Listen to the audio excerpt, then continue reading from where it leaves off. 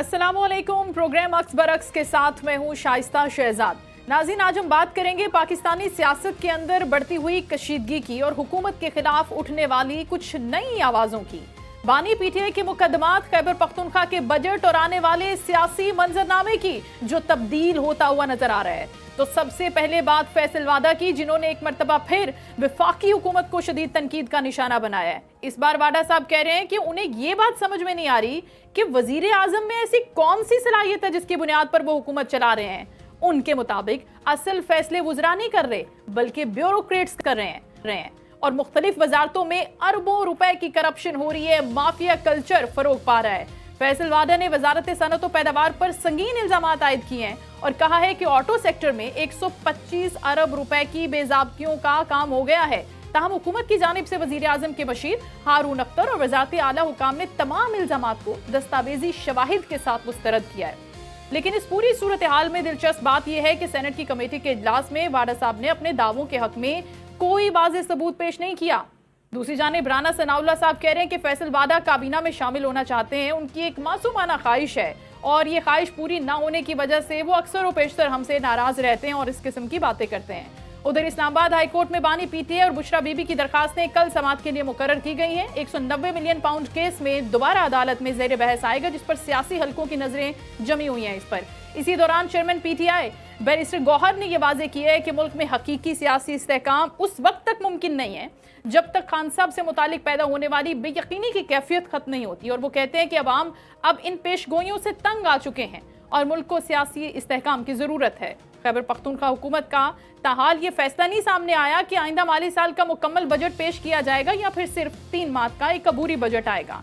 माहिरीन मुआशियात खबरदार करें कि अगर तिमाही बजट पेश किया गया तो फिर तरक्याती मंसूबे मुतासिर हो सकते हैं और सूबों को अरबों रुपए के नुकसानात का सामना भी करना पड़ सकता है।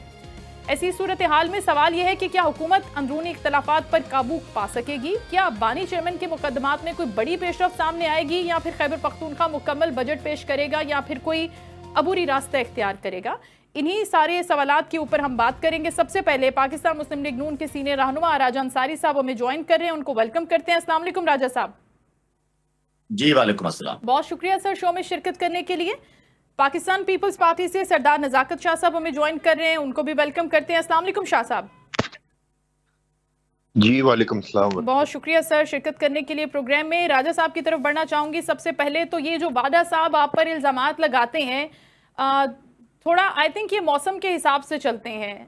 इनका जो मूड है वो तब्दील होता है, शो पे बैठते हैं और बेसरोपा इल्जामात लगाते हैं। कुछ लोग कहते हैं कि उनके पास इंफॉर्मेशन होती है, वो इंफॉर्मेशन बेस्ड बात करते हैं। लेकिन जो राना सनाउल्लाह साहब ने जवाब दिए वो बहुत बेहतरीन जवाब है, काफ़ी तसल्ली बख्श जवाब है। आप इन इल्जामात पर सबसे पहले तो किस तरह से डिफेंड करेंगे, क्या कहेंगे? देखें, जवाब वाडा साहब के किसी बात का बनता नहीं है, क्योंकि सियासी लोग सियासी जमातों को जवाब देते हैं, सियासी जमातों के लीडर्स को, उनके ओहदेदारों को जवाब दिया जाता है। वाडा साहब किसी सियासी जमात का हिस्सा नहीं है। उन्होंने घाट घाट का पानी पिया हुआ है और अभी भी कुछ मिक्सचर सा है। मुझे याद है 2012 की कोई दोपहर थी, शायद जून का ही महीना था। मुझे कैप्टन सफदर साहब का फोन आया। मैं उस वक्त पार्टी का यूथ विंग का सूबाई सदर था, PML and youth wing Sindh का। तो मुझे कहा गया कि यहाँ कराची से कोई बिजनेसमैन है, वो आए हैं हमारे पास, तो हमने उनको आपका नंबर दिया है, तो उन्हें कोई ओहदा दीजिएगा यूथ विंग में। अच्छा। तो मेरी उनसे फिर फोन पे बात हुई। वाडा साहब ने मुझे फोन किया था और कोई ओहदा मांग रहे थे। मैंने कहा आप कहाँ, क्या मतलब कौन सी लेवल पे काम करना चाहते हैं? तो उन्होंने डायरेक्टली कहा जी मुझे आप कराची डिवीजन का सदर बनाए, पीएमएल एंड यूथ विंग का। तो मैंने कहा जी आई एम सॉरी, वो तो हमारा ऑलरेडी है, हम आपको ओहदा नहीं दे सकते। अगर आप पार्टी ज्वाइन करना चाहते हैं तो पहले कारकुन बने, कारकुन बन के काम करें, देखेंगे हम लोग अगर आप उस काबिल हुए तो फिर इंशाल्लाह आपको बड़ा ओहदा भी कोई दे देंगे। राजा साहब, आपने ज्यादती नहीं की, वो अपना सीवी लेकर आपके पास आए थे, आपने तो स्ट्रेट अवे उनको डायरेक्टली मना कर दिया। उस वक्त ओहदों की तलाश में थे, तो फिर हमने नहीं दिया तो पीटीआई में चले गए। फिर पीटीआई की पीठ में खंजर घोंपा। फिर पीपल्स पार्टी से उनके वोटों से फिर सेनेटर बने, लेकिन पीपल्स पार्टी भी उस तरह ऑन नहीं करती इनको, क्योंकि कोई पार्टी का ओहदा नहीं है। अब वो अपनी सियासी दुकान चमकाने के लिए, मीडिया की जीनत बनने के लिए, खबरों में रहने के लिए अपने से बड़े लोगों का कद नाप रहे हैं ना। वो है ना, क्या तुरफा तमाशा है कि इस शहर के इस वक्त के बोने अपने से बड़े लोगों का कद नाप रहे हैं। क्या तो बात वो है। फिर वो सियासी बोना है, वो अपने से बड़े लोगों का कद नाप रहा है, कभी वजीर आजम के खिलाफ बात करता है, कभी किसी और के खिलाफ। तो जवाब देना मुनासिब नहीं लगता हमें, क्योंकि जवाब पार्टी को दिया जाता है, कोई तंजीम हो, कोई ओहदेदार हो, इसकी कोई हैसियत नहीं है, क्या जवाब दे। बस यही जो राणा साहब ने कहा है, शायद वजारत वजारत चाहते होंगे, लेकिन ऐसे लोगों को क्यों वजारतें मिले। फिर सरदार नजाकत जैसे लोग, मेरे जैसे लोग जो जेन्युइन पॉलिटिकल वर्कर हैं, जो इतने अरसे से पॉलिटिक्स कर रहे हैं, वो सियासत में क्यों हैं। अगर इस तरह के जगलर्स को और वक्त के मोहम्मद शाह रंगीलों को अगर वजारतें भी मिलेंगी, सेनेटरशिपें भी उन्हें मिलेंगी, तो मिलेगी फिर तो नहीं ना। हम सियासी वर्करों के साथ तो ज्यादती है ना। ठीक है, ये बात तो फॉर श्योर है ना। आप और सरदार साहब भी कहेंगे कि ठीक है, ऐसे लोगों को हम वजारतें नहीं देते, काम के लोगों को देते हैं। वो कह रहे हैं जिनको वजारतें दी हुई है वो फैसले नहीं कर पा रहे, फैसले तो पीछे बैठे हुए ब्यूरोक्रेट्स कर रहे हैं। इसका क्या जवाब है फिर? नहीं नहीं, वो तो देखिए गलत कह रहे हैं ना। मुझे एक बात बताएं, अभी पूरी दुनिया ने सुना एक बात, और मैं बात ये दलील से कहता हूं, जी और मोहतरम वजीर आजम की तकरीर जो पूरी दुनिया ने सुनी, कि जब इतना बड़ा फैसला होने जा रहा था कि इंडिया के खिलाफ एक्शन लेना या नहीं लेना, जी जी जी। इजाजत किससे ली गई। मोहतरम आर्मी चीफ फील्ड मार्शल साहब ने किसको फोन किया था, किसी ब्यूरोक्रेट को या वजीर आजम पाकिस्तान को। प्राइम मिनिस्टर तो ऑफ फैसले पाकिस्तान कौन को। कर रहा है? फैसले हम कर रहे हैं जनाब। ठीक। ये जो कुछ लोग हैं ना, वो शाह से ज्यादा शाह के वफादार। मैं उनको ये बता दूं कि हमारे जो फील्ड मार्शल जनरल हाफिज हाफिज आसिम मुनीर साहब हैं, जी जो प्योरली एक प्रोफेशनल जनरल हैं, जी। और उनको इस तरह की बातों से कोई सरोकार नहीं है कि आप उनकी टीवी पे चमचागिरी करेंगे, आप उनकी तारीफें हद से ज्यादा करेंगे तो कोई हुकूमत में रिफ्ट आ जाएगी, कोई नहीं है। इज अ या फिर प्योरली उनकी कोई नौकरी प्रोफेशनल पक्की हो पर्सन। जाएगी ऐसे काम करने से, ऐसा भी नहीं हाँ, ये होगा। अपनी नौकरियां पक्की करना चाहते हैं, नहीं तो नहीं, ऐसी ऐसा हुआ कोई तो नहीं बात ना नहीं। सरदार साहब। अच्छा ठीक है सरदार साहब, जो गुफ्तगू वाडा साहब ने की है, क्या वाकई आप उनकी बात को कोई अहमियत नहीं देते? अगर आप दोनों सियासी वर्कर्स जिनका बड़ा एक्सपीरियंस है, एक मकाम है, एक रिस्पेक्ट है, एक जगह है आपकी, अगर आप दोनों उनकी बात को वैल्यू नहीं दे रहे, तो ये बड़े बड़े टीवी चैनल्स पे बैठ के, बड़े बड़े एंकर पर्संस के साथ बैठ के, बड़े बड़े टैग्स के साथ इस तरह की बातें कैसे कर सकते हैं? किस कैपेसिटी में कर सकते हैं वो? और फिर ऐसे लोगों पर इल्जाम कैसे लगा सकते हैं वो? ये देखें, अंसारी साहब ने बड़ी अच्छी जबरदस्त गुफ्तगू की है। जो फैसल वाबडा साहब हैं वो इस तरह की बेरब्त और फजूल किस्म की गुफ्तगू हम भी उनकी सुनते रहते हैं।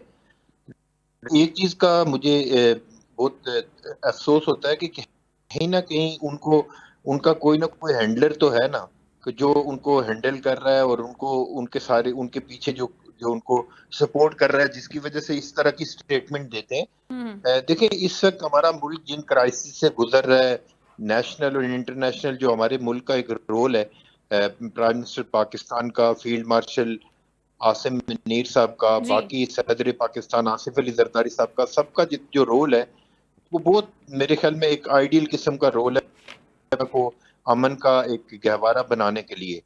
तो ऐसी सिचुएशन में कुछ लोग होते हैं कि जो वो कहते हैं कि रंग में भंग डालना चाहते हैं ना। तो मेरा ख्याल ये कि हमें इन चीज़ों के ऊपर तवज्जो नहीं देनी चाहिए। इस वक्त पाकिस्तान को जो रिस्पेक्ट मिली है, हम लोगों को उसको एंजॉय करना चाहिए और मेरे ख्याल में उसको सेलिब्रेट करना चाहिए। और हमें उम्मीद ये रखनी चाहिए कि इस क्राइसिस के बाद पेट्रोल प्राइसेस जिस तरह ऊपर गई थी उसी रेशो के साथ नीचे आएंगी और पाकिस्तान के लोगों को कुछ ना कुछ रिलीफ मिलेगा। हम इस तरफ तवज्जो देनी चाहिए। पाकिस्तान के अंदर बजट्स पेश हो रहे हैं, उसके ऊपर बात करनी चाहिए। तो मेरा नहीं ख्याल कि इससे ज्यादा फैसल वाबडा साहब को डिस्कस होना चाहिए।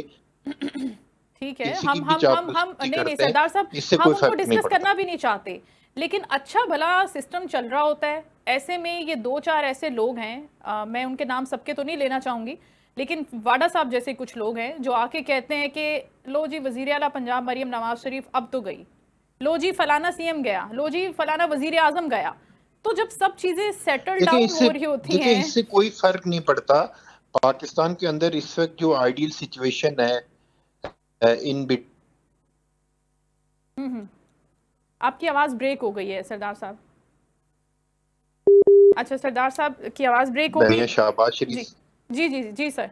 शहबाज शरीफ साहब से मुलाकात की है, और बजट के हवाले से और गिलगित बल्तिस्तान के हवाले से और फिर इंटरनेशनल जो हमें कामयाबी मिली है उसके ऊपर सैर हासिल गुफ्तगू हुई है। और एक चीज जो प्राइम मिनिस्टर साहब ने बिलावल भुट्टो साहब से की है,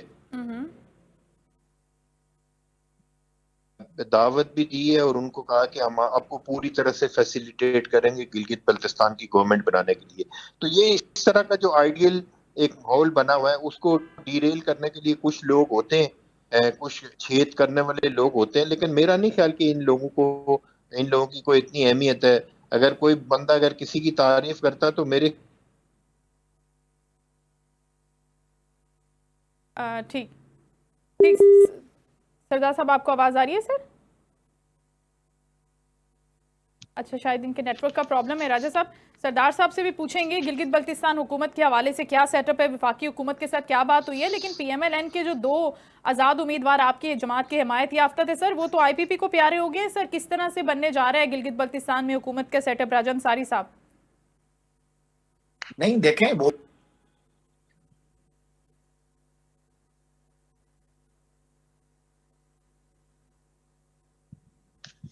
अच्छा ठीक है सरदार साहब, आपको आवाज आ रही है सर? जी बिल्कुल आ रही है। अच्छा ठीक है, मैं आपसे ये सवाल पूछ रही थी कि गिलगित बल्तिस्तान के अंदर जो कामयाबी पाकिस्तान पीपल्स पार्टी को मिली है, उसके बाद हुकूमत अब किस तरह से बनेगी? वफाकी हुकूमत के साथ कोई टर्म्स एंड कंडीशंस, कोई सेटअप हुआ है आपका? देखिए, पाकिस्तान पीपल्स पार्टी गिलगित के अंदर सिंगल लार्जेस्ट पार्टी बन के सामने आई है और डेफिनेटली पाकिस्तान पीपल्स पार्टी का चीफ मिनिस्टर होगा वहाँ पे, और बिलावल भुट्टो जरदारी जिसको नॉमिनेट करेंगे वही गिलगित बल्तिस्तान का चीफ मिनिस्टर होगा। और आज खुश आइंदा बात यह है कि मियां शहबाज शरीफ साहब ने बिलावल भुट्टो जरदारी साहब को ऑफर की है कि अगर आपको हमारे मेंबरान की सपोर्ट चाहिए तो वो हम हाथ के ऊपर ना गवर्नमेंट बनाने के लिए। तो बाकी है कि पाकिस्तान पीपल्स पार्टी क्योंकि लार्जेस्ट पार्टी है और एक उसूल जो सीओडी में साइन हुआ है जब चार्टर ऑफ डेमोक्रेसी हुआ था, उसमें साइन हुआ है कि जहाँ पे जो लार्जेस्ट पार्टी होगी उसमें मुस्लिम लीग नून अगर कहीं पे लार्जेस्ट पार्टी होगी तो पीपल्स पार्टी उसको सपोर्ट करेगी, उसको गवर्नमेंट बनाने के लिए दावत देगी, और अगर पीपल्स पार्टी की होगी तो मुस्लिम लीग नून के लोग उनको दावत देंगे। ये हमारे सीओडी में साइन हुआ है जो इन बिटवीन मियां नवाज शरीफ और मोहतरम बेनजीर भुट्टो शहीद के दरमियान हुआ था। तो मेरे ख्याल में हमें जो पॉलिटिकल नॉर्म्स हैं उनके मुताबिक तो इस वक्त तक हम बहुत बेहतर चल रहे हैं, और गिलगित बल्तिस्तान में मुस्लिम लीग नून समेत बाकी जो पॉलिटिकल पार्टीज हैं वो भी हमें सपोर्ट कर रही है, और इंशाल्लाह एक मजबूत सेटअप गिलगित बल्तिस्तान के अंदर बनेगा। बड़ी ज़बरदस्त बात है कि वहाँ पर एक मजबूत सेटअप की बहुत ज़्यादा ज़रूरत भी है। लेकिन जिस तरह से हम पहले गिलगित बल्तिस्तान की तरक्की पर चीज़ों और कमेंट्स देख रहे थे, अभी इलेक्शन कैंपेन के दौरान ही हमने मियां नवाज शरीफ साहब के भी कमेंट्स देखे, और बिलावल साहब ने बहुत अच्छी कैंपेन की, आसिफा बीबी ने बहुत ज़बरदस्त कैंपेन की है। तो क्या वाकई सर वहाँ पर अब इन तरक्की के लिए कुछ मंसूबे लाए जा रहे हैं? पाकिस्तान पीपल्स पार्टी वहाँ पर पीएमएलएन के साथ मिलकर काम करेगी? क्योंकि इससे पहले जो ज़ाहिर इलेक्शन का माहौल होता है वो तो बिल्कुल डिफरेंट होता है, लेकिन इक्वल लाइंस पर पाकिस्तान पीपल्स पार्टी और पीएमएलएन यहाँ पर मिलकर काम कर सकती है सर? देखिए, गिलगित बल्तिस्तान के लार्जर इंटरेस्ट में यही है कि जो जिन जिन पार्टियों को जितना मैंडेट मिला है वो अपने अपने तौर पे रोल अदा करें, और पाकिस्तान पीपल्स पार्टी के ऊपर जो गिलगित बल्तिस्तान के लोगों ने एतमाद का इजहार किया है, जो पाकिस्तान पीपल्स पार्टी के चेयरमैन बिलावल भुट्टो जरदारी साहब की जो कैंपेन थी, उनकी जो स्पीचेस थी उसके ऊपर लोगों ने क्लियर मैंडेट दिया है पीपल्स पार्टी को। एक चीज मैं आपको बता दूं कि पिछला इलेक्शन भी अगर फ्री एंड फेयर इलेक्शन होता, आपको याद होगा कि गिलगित बल्तिस्तान के अंदर इमरान खान साहब और जो उनके जो फैसिलिटेटर थे, जो उनके हैंडलर थे, उन्होंने मिलके इलेक्शन को रिग किया था और उनको गिलगित बल्तिस्तान के अंदर पीटीआई की हुकूमत बनाई थी। जब भी फ्री एंड फेयर इलेक्शन होगा, चाहे गिलगित बल्तिस्तान है या आजाद कश्मीर है या कहीं पे भी अगर फ्री एंड फेयर इलेक्शन होगा, तो मेरे ख्याल में जेन्युइन पॉलिटिकल पार्टीज ही सामने, और जिस तरह पीपल्स पार्टी के ऊपर लोगों ने एतमाद का इजहार किया है, मैं गिलगित के लोगों का शुक्रिया भी अदा करता हूँ और उनको मुबारकबाद भी पेश करता हूँ। ज़बरदस्त। राजा साहब, मैं आपसे सेम सवाल कर रही थी, सरदार साहब से भी मैंने ये किया है कि पहले तो गिलगित बल्तिस्तान में हुकूमत साजी के हवाले से जो आपके 2 हिमायत याफ्ता आज़ाद उम्मीदवार थे वो आईपीपी में चले गए, और अब आपका क्या इरादा है पाकिस्तान पीपल्स पार्टी के साथ मिलकर हुकूमत बनाने का है सर? इस पर बातचीत हुई है? जी बिल्कुल, हमने पीपल्स पार्टी को एंगेज किया है। पीपल्स पार्टी हमारे साथ मुज़ाकरात में शामिल है। हमारी कोशिश होगी कि हम जिस तरह वफाक में पीपल्स पार्टी के साथ बैठे हैं, कि तमाम वजारतें और काबीना के जो मेंबर्स हैं वो मुस्लिम लीग नून के, और आईनी जिम्मेदारियां तमाम जो हैं वो पाकिस्तान पीपल्स पार्टी के पास हैं। दुरुस्त। इसी तरह अगर पाकिस्तान पीपल्स पार्टी वही फार्मूला, क्योंकि यहाँ पे कौमी असेंबली में मुस्लिम लीग नून मेजोरिटी पार्टी थी, तो जी। पीपल्स पार्टी ने उन्हें दावत दी कि आप हुकूमत बनाएं। इस तरह क्योंकि मेजोरिटी पार्टी गो के सिर्फ एक सीट की बर्तरी है, लेकिन मेजोरिटी पार्टी पीपल्स पार्टी है, जी। तो हमने उनको दावत दी है कि आप बनाएं। और इसी तरह जो आईनी जिम्मेदारियां होंगी वहां पे लाजिम बात है गवर्नर है तो वो मुस्लिम लीग नून अपने पास रखेगी, ठीक। और वजीर आला जो होंगे वो पीपल्स पार्टी के होंगे। इसी फार्मूले पे बात हो रही है। बिल्कुल ठीक है, ये फॉर्मूला तय पा चुका है, फाइनल हो गया है। इसके बाद आज़ाद कश्मीर की राजा साहब जो सिचुएशन है उसके ऊपर मियां नवाज शरीफ ने खुद इसको चेयर भी किया और कहा है कि जो हालात वहां पर बने हैं वो नहीं होने चाहिए थे, क्योंकि देखें ये ऑलरेडी एक बड़ा सेंसिटिव और इम्पॉर्टेंट पार्ट है और इंटीग्रल भी है, नो डाउट इन दैट। लेकिन उसके साथ साथ हम देखते हैं कि भारत उसको किसी और तरीके से प्रोपोगेट करता है। सो वाकई मियां साहब इसका वे आउट निकालने की, इसको सॉर्ट आउट करने की कोशिश कर रहे हैं। इस पर कोई बातचीत हुई है, कोई फ्रेमवर्क इस पर तय हुआ है सर? देखिए, मैं समझता हूं कि कश्मीर हमारे लिए एक बहुत सेंसिटिव भी है और Correct. हमारे लिए बड़ा इम्पोर्टेंट भी है। जी। बड़ा अहम खित्ता है पाकिस्तान के लिए, और पाकिस्तान ने हमेशा पाकिस्तानी अवाम की, मैं समझता हूं कि ना सिर्फ जज्बाती तौर पर, इखलाकी तौर पर, लेकिन फिजिकली भी बहुत से पाकिस्तानी जवान कश्मीर कॉज के लिए शहादतें भी उन्होंने नोश फरमाई हैं। जी जी। तो ये मैं समझता हूं कि आज अगर हम अपने इश्यूज को लेकर इतना आगे चले जाएं कि रियासत पाकिस्तान के खिलाफ भारत को एक महाज जोड़ने में मदद मिले या एक नैरेटिव जोड़ने में मदद मिले दुनिया के अंदर, तो फिर हमें उससे गुरेज करना चाहिए। हम सब, मैं समझता हूं कि पाकिस्तानी हैं और जो कश्मीर के हमारे अवाम हैं उन्हें भी इस बात का सोचना चाहिए कि पाकिस्तान के हुकूमत, पाकिस्तान की फौज और पाकिस्तान के लोगों ने उनके लिए बड़ी कुर्बानियां, उन्होंने भी कुर्बानियां दी हैं, खुद कश्मीरियों ने भी, और पाकिस्तान के लोगों ने और पाकिस्तानी अफवाज ने भी बड़ी कुर्बानियां दी हैं। तो ऐसा कोई मौका नहीं देना चाहिए दुश्मन को, खासतौर पे इस माहौल में कि अभी कुछ अर्सा कबल हमने उनकी जो है वो एक जंग में उनको हराया है और दुनिया में पाकिस्तान की इज्जत हुई है। अब इस तरह के मामलात से पाकिस्तान की जगहसाई होगी। बिल्कुल। तो अगर 38 आपके चार्टर ऑफ डिमांड में मुतालबात थे, 35 मान लिए गए हैं, तो बाकी चीजों पर बातचीत हो सकती है। मजीद दरवाजे भी बातचीत के खुले होने चाहिए, लेकिन 9 मई जैसे वाकयात नहीं होने चाहिए। 9 मई जैसे वाकयात होंगे, देखिए इस वक्त हम कह रहे हैं कि ये सब मोहब्बे वतन है, ये गद्दार नहीं है, ये पाकिस्तानी है जी। गो कि भारत इस सिचुएशन से फायदा उठा रहा है, लेकिन हम उन्हें समझाने की भी कोशिश कर रहे हैं। हम कह रहे हैं कि हम एक घर की बात है, इसको घर की बात को घर में हल करें।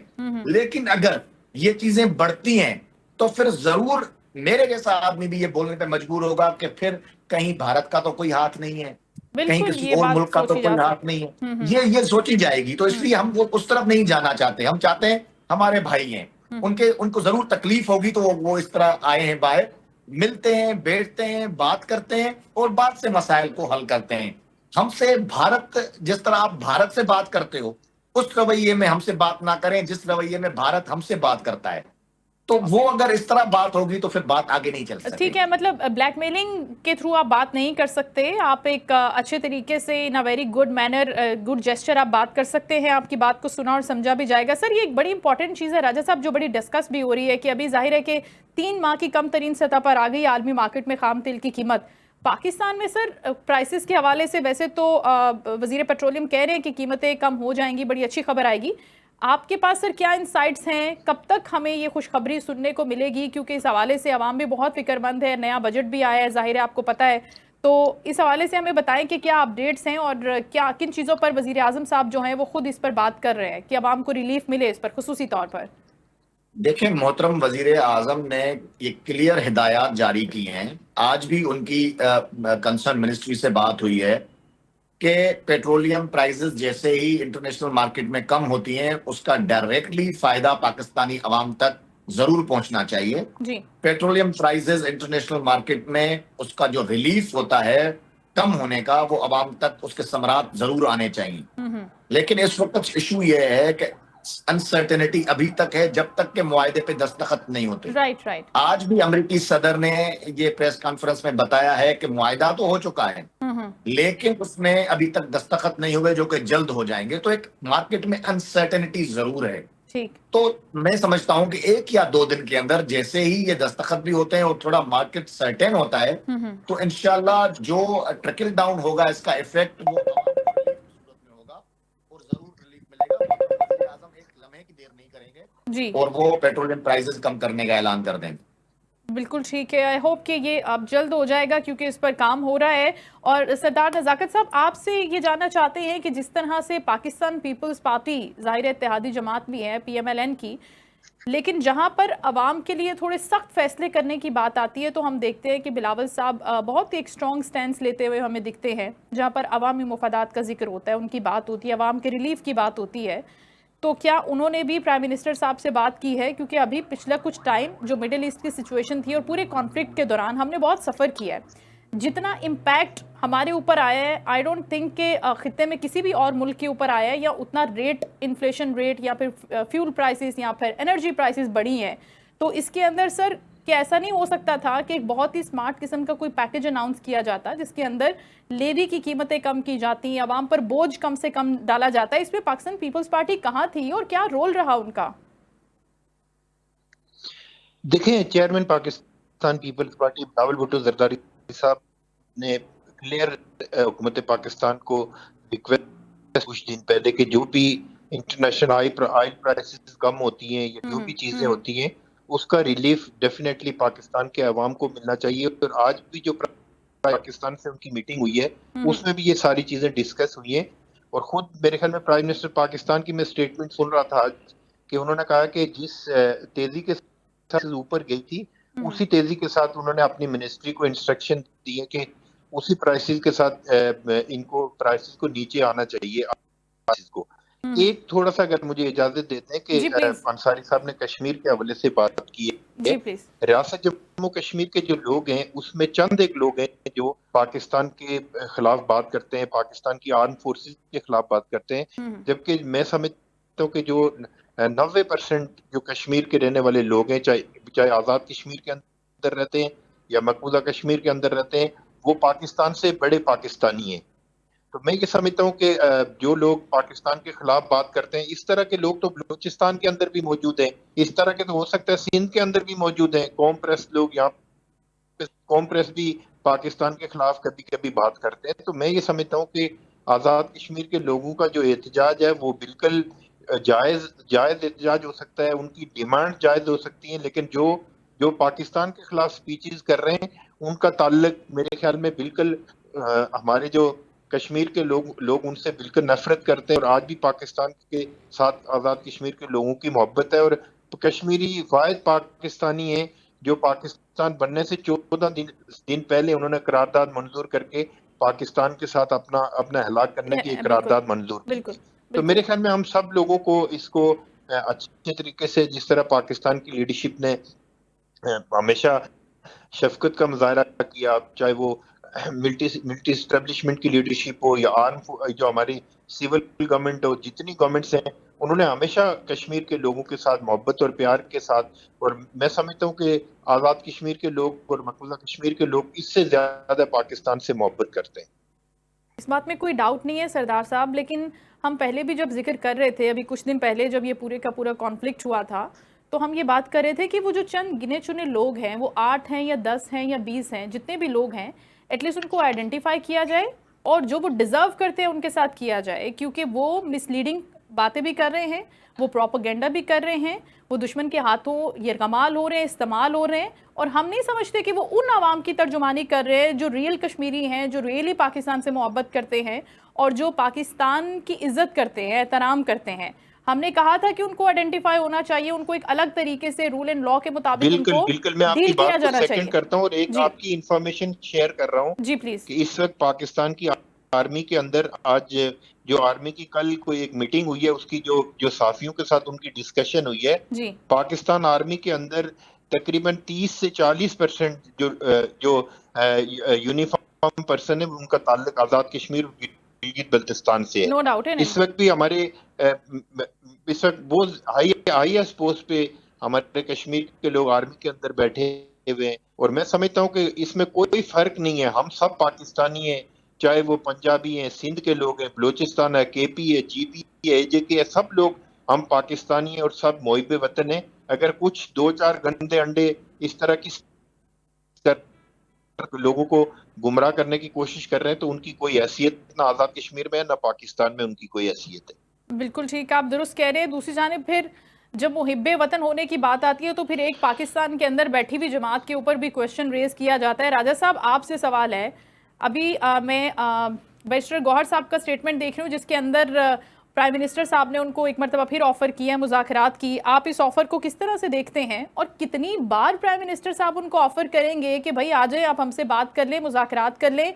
बैरिस्टर गौहर साहब भी कह रहे हैं कि ठीक है, हम आपसे मुज़ाकरात कर लेते हैं, लेकिन ये मुज़ाकरात होते क्यों नहीं हैं और ये किसी नतीजे पे क्यों नहीं पहुंचते? उसके अंदर क्या रुकावट आती है सर? देखिए, वहां पे अनफॉर्चुनेटली जो दोनों तरफ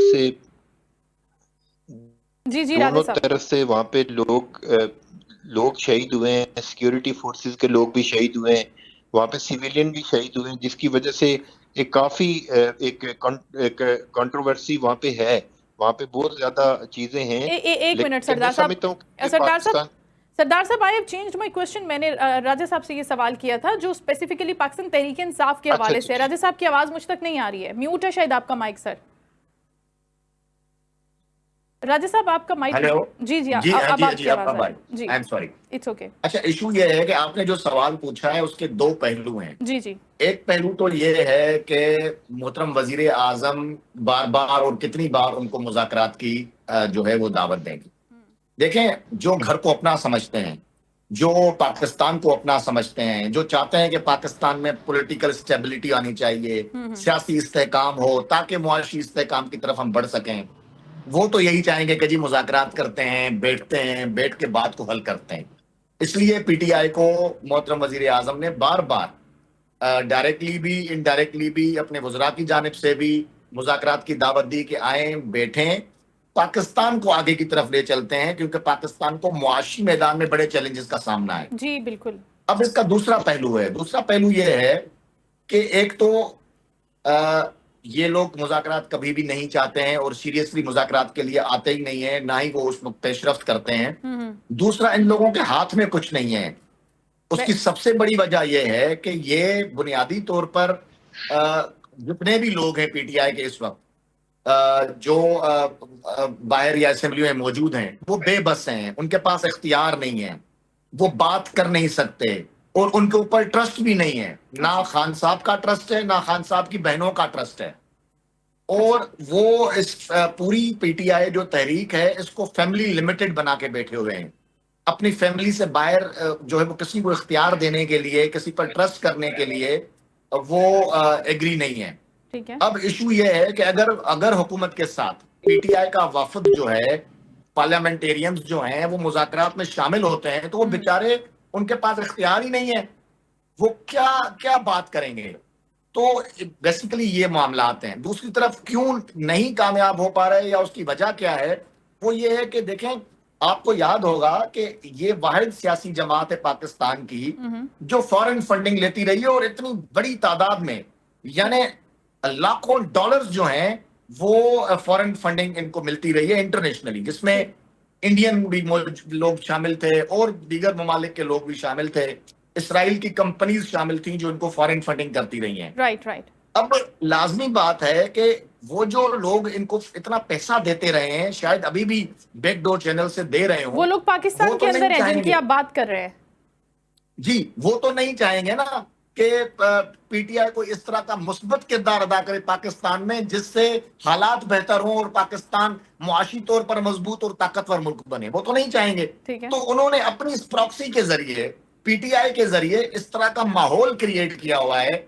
और वो मुज़ाकरात, हम इनको कुछ भी कहें, अभी ये कह रहे हैं ना खान को बाहर निकालो फिर बात होगी, हम एक दिन भी खान को बाहर निकाले ना, फॉर एग्जाम्पल, पहले तो वो अदालतें ही निकालेंगी, लेकिन मैं ये फॉर सेक ऑफ आर्गुमेंट बात कर रहा हूं, एक दिन भी अगर हम उसको बाहर निकालें, वो निकलते के साथ फिर नो मैं करवाएगा, फिर पाकिस्तान को डिस्टेबलाइज करेगा, फिर फौज के खिलाफ बगावत करेगा, फिर वर्दियां जलाएगा, फिर पाकिस्तान की असास को गाली देगा, क्योंकि और वो फिर उसकी सारे सबूत फिर ताकि ज्यादा पैसे और ज्यादा पैसे तो आए। फिर क्या तो भाई इतने पैसे क्या तो फिर राजा साहब मुज़ाकरात की क्या वर्थ है, और फिर क्या मुज़ाकरात करने हैं, और फिर क्या ही बात करनी है इनके साथ? प्राइम मिनिस्टर साहब ने अगर उनको एक इन्विटेशन दिया है, देखिए प्राइम मिनिस्टर साहब की ये बड़ी बेहतरीन सियासी मूव है। अच्छा, वो यही कौम को दिखाना चाह रहे हैं कि देखें, अगर इनके पास कोई जायज मुतालबात होते, अगर इनके पास इनके जो ये बातें कर रहे हैं उसमें दम खम होता, तो ये जरूर मुज़ाकरात की मेज पर बैठते जो हम इनको बार बार ऑफर कर रहे हैं।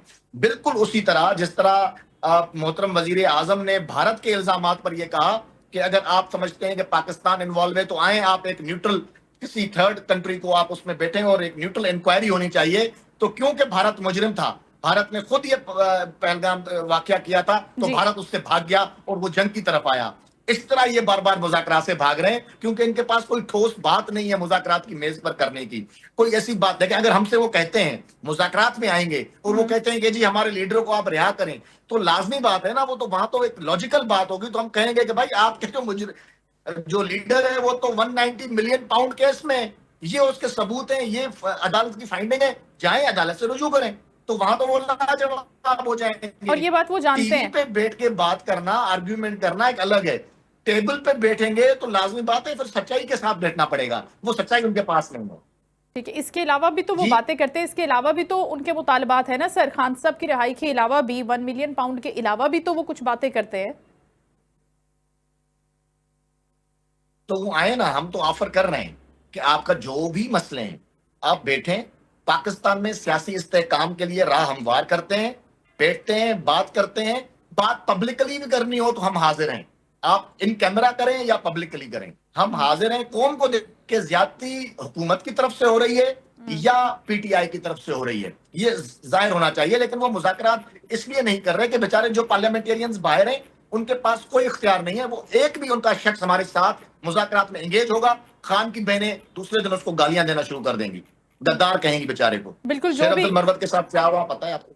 बिल्कुल, और भी काफ़ी सारी माशाल्लाह एग्जांपल्स पीटीआई के अंदर भरी पड़ी हैं। जो बात करता है, जो आगे बढ़ता है, उसके ऊपर एक अलग किस्म की टैगिंग कर दी जाती है। We all know the faces right away. और thank you so much Raja Ansari साहब, आपके कीमती वक्त का बहुत शुक्रिया। गुफ्तगू कर रहे थे आप। सरदार नज़ाकत शाह साहब हमारे साथ मौजूद थे पाकिस्तान पीपल्स पार्टी से, आपका भी बहुत शुक्रिया। आज हम गुफ्तगू कर रहे थे इनिशियली फैसल वादा साहब के इल्ज़ामात के हवाले से, लेकिन दोनों रहनुमाओं ने उनको सियासी रहनुमाओं ने उन तमाम इल्ज़ामात को मुस्तरद किया है और उनकी बातों को कुछ ज़्यादा अहमियत न दे, सबूतों तक, शवाहिद तक तो बात जाने ही नहीं दी।